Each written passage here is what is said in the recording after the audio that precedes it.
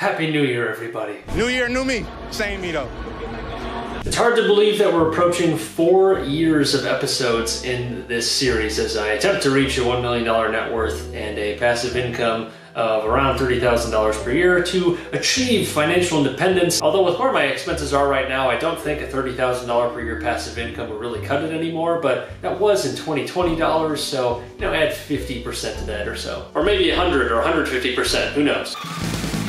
This past year had quite a few unexpected things happen. For one, I was laid off from my Big Law job. I wasn't anticipating that, and it definitely threw a wrench into the whole plan. And it's funny because one of my annual goals last year was to hit my billable hours requirement set by the firm, and I was behind on that number by the time I was laid off, so I guess we could call that goal a failure. That single event was a huge catalyst in my life in that I now had a bunch of hours back and I needed to find a way to go make some money. And that brings me to the second goal I had last year, which was to reach $250,000 in business income. That would be profit, take-home income from the business portfolio that I would have built over this last year. And I started with the one business that I bought back in January of last year, and that was the steam cleaning business, and that frankly has been a disaster. That business has lost quite a bit of money over the last year, and I don't know what the long-term prospects are there. I'm considering quite a few things right now and figuring out how to either move on from this business or do a massive turnaround with extra help coming in to actually do that, because I am now tied up with the other big change in my life, which was starting my law firm. And this actually has been a really good development. But before I talk more about the law firm, when it comes to the steam cleaning business, it has been a learning process for sure. I have learned quite a few things, albeit rather expensively,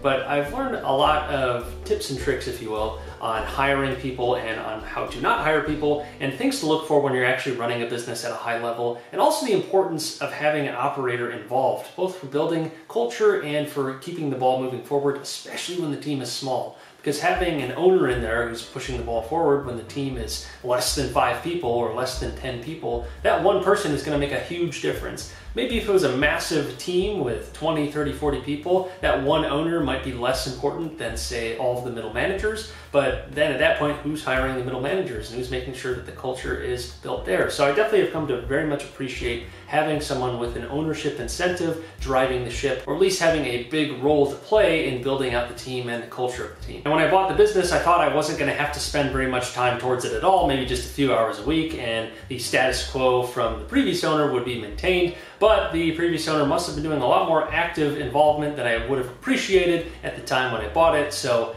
when I bought it, sales were immediately a lot lower than I would have expected. And largely because I was still working my Big Law job at the time, and also because I'm not exactly passionate about steam cleaning or that knowledgeable about it at the same time, I didn't really put very much time towards this business at all. And in the grand scheme of things, I really still haven't, even after the layoff, because I really needed to find a way to make a bunch of money quickly, and I didn't really see steam cleaning as the best route for me to do that, and I just wasn't that motivated to do it, frankly. Instead, I used my time to start building a law practice for myself. So I started off as a solo attorney after the layoff, and started making some money there. Not as much as I was making in Big Law, but I was bringing in some income, and that was great. A lot of it was going towards the steam cleaning company's losses, so it wasn't like I was taking home very much, if any at all, but I was able to actually start drumming up some income, so that was really a positive sign.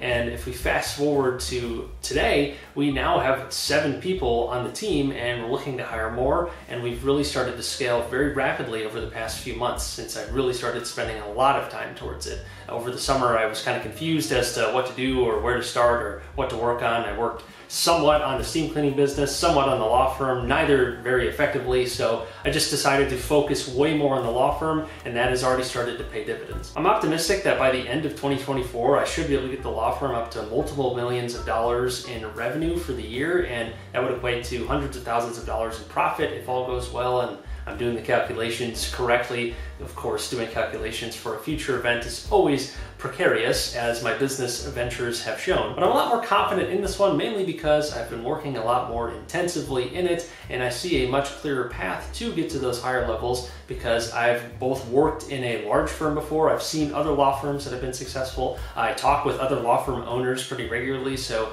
I get some ideas there, and it helps to put a lot of things in context as I'm doing them in real time. So even though I fell way short of that $250,000 in annualized business income as the goal that I set last year, I am feeling very confident heading into 2024 with this law firm as the main thing I'm going to be focusing on. I'm going to try and cut out a lot of the distractions that would take me away from that, at least on the financial side. So when it comes to the steam cleaning business, it's trying to find someone who will really just take the ship 100% of the time. Maybe that's selling the business, maybe it's closing it down, but the status quo simply is not working, and it doesn't make a lot of sense for basically no one to be paying attention to it as an owner might. But either way, let's go ahead and get into this month's net worth numbers. As a reminder, last month our net worth was just over $126,000.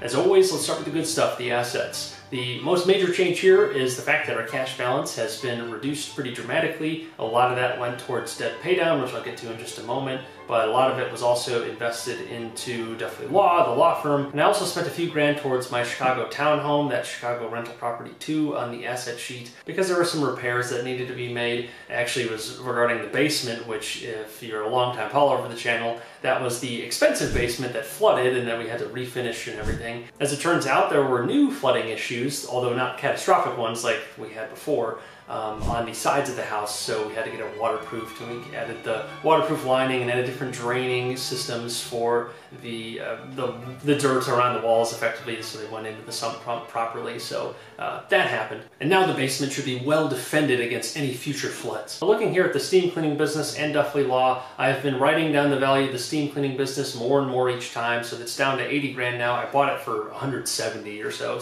I'm just writing it down to be more conservative here in the event that I need to liquidate this thing or decide to liquidate this thing. And at the same time, I've been ticking the balance for Duffley Law up because the revenue keeps growing, the team is growing, the systems are getting better, and we're getting up to $300,000 or $400,000 in annualized income, which is 2 or 3 times what we were doing before. So that's really great now that we have an associate and better systems and really a full team being built out. This value should keep going up and up as we keep moving forward until we get to the next plateau, of course. And to that, the ballpark uncollected legal fees balance is growing. Not that these are delinquent accounts, but just that the amount of billables we're able to produce each month is becoming greater and greater because we have more people involved, so we can get more done and we can do more for clients. That means we can bring in more fees. So this legal fees balance should continue to grow each month, and we're taking on retainers in a much greater capacity now, so we can actually just bill a lot of these fees right against retainers, and then we get to collect shortly after we send the bill out because we already have the money in our possession. So it's a nice perk of taking on retainers, which basically work like security deposits depending on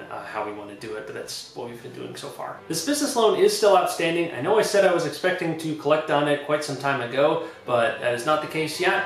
We'll see when this ends up being collected. But in total, that leaves us with a bit over $1.2 million in assets. And now onto liabilities. Finally, I took some big shots at the debt, which I haven't done for quite a few months. So the credit card balance is completely gone. I had that promotional balance with my Fidelity credit card that was 0% interest for like 12 or 14 months or something like that. So that has been totally paid off. I had to pay like an interest fee at the very beginning, but then there was no interest that accrued during the time I held it. So that's all gone. I also paid about $20,000 towards the promissory note, and then I also paid something like $20,000 towards the HELOC that was just kind of taking the cash that was sitting in our checking account and moving it over there, so at least we saved some interest in the meantime. I might end up taking that money right back out to spend either towards the law firm or towards other debts, but for now it does show as debt paydown right here. And if we go to the debt paydown summary, you'll see that we paid over $34,000 in debt last month. However, it's actually $54,000, so I didn't include the promissory note here. So it's really $54,000 in debt paydown this month, which would bring our cumulative 2023 total paydown up to $123,000, not this 103 that we're seeing here. So $123,000 in paydown over the last year, so that is a pretty solid result, although it's well short of the $200,000 I was anticipating. Then again, I wasn't anticipating getting laid off, and I wasn't anticipating having such a negative cash flow business. We were still able to pay off over 6 figures in debt over the last year, so I'll take it. In total, that leaves me with $1.07 million in liabilities, which means our net worth has increased to a bit over $128,000, which is an increase of just shy of $2,000. Our debt ratio ratio has fallen to 89.3%, and our passive income remains at $600 per month. So not a bad way to end out the year. What happens going into next year will depend almost entirely on my law firm experience. If things go well, the financial picture should look really strong too. If things don't go well, then it's probably not going to look very much different, and it might look much worse depending on what's going on. I am delaying a lot of gratification here. I could be making decent money just working as a solo attorney, but I want to scale this thing. So I'm taking the money that I would have been taking home and instead am rolling it into hiring people and building out systems so that we can make a lot more money further down the line. It's delaying the gratification in the short term for a better payoff over the long term, as long as all goes well. That said, by the end of 2024, I do think I can bring home multiple hundreds of thousands of dollars in profit that can be rolled into paying off a bunch of debt. That's probably going to be my number one focus behind actually building the law firm. The more focused I can be on the law firm, the better. And to that, if I can remove some debt in the meantime, that removes potential stress and allows me to focus even more on the law firm in a nice feedback loop. It also eliminates the chance of us having much larger problems down the line because I run out of cash, yet we have all these debts to pay. We're not particularly close to that yet because I have plenty of lines of credit I could pull on if I really wanted to, but I'd rather not have my debt balance go up, and I'd much prefer it to go down from here on out. And the only exception might be some really favorable long-term debt on a business purchase or even a law firm purchase or a real estate purchase, but I'm not really looking to do that over this next year. I'll have a dedicated video going over my 2024 goals in greater detail. Some of them will be having to do with the law firm and some will have to do with my personal financial picture. But I'm thinking one of those goals is going to be paying off $400,000 in debt in 2024. That's very much a stretch. I don't know if I'll get there, but if I can at least make that the sort of overarching financial goal besides bringing the law firm to a better spot, I think that'll be a nice way to sort of focus my finances. On the one side, we have trying to grow the law firm. On the other side, we have trying to clean up my personal financial picture. If I'm able to do that, that would pretty much only leave me with long-term fixed rate debt on real estate. So it wouldn't be all that terrible to hold on to that debt, mainly because the rental payments from my properties end up paying for those mortgages, which are fixed. So that's pretty nice. And it'll probably make a lot more sense to just reinvest that money into the law firm and grow it from there. But either way, I want to get a lot of those non-real estate loans off the books so I just don't have to worry about them anymore. With all that said, thanks for watching, and thank you to everyone who's followed along for the previous almost 4 years that we've been doing this series. It's definitely been an adventure, and at times it's been pretty frustrating. I would have expected to see quite a bit more progress financially, but one thing after the next, life happens and different mistakes are made or opportunities are missed, and the point is I am trying to learn through all of it, and I'm just trying to document the process as I do it. And I'm glad I have done it, and it has kept me honest to many of these goals, even if I might have not made the progress I would have loved to see. But I do feel like I'm close to really turning the corner, but maybe that's just the overly optimistic entrepreneur in me. Whatever the case, thanks for watching, and be sure to subscribe so you don't miss the next one. Happy New Year, everyone.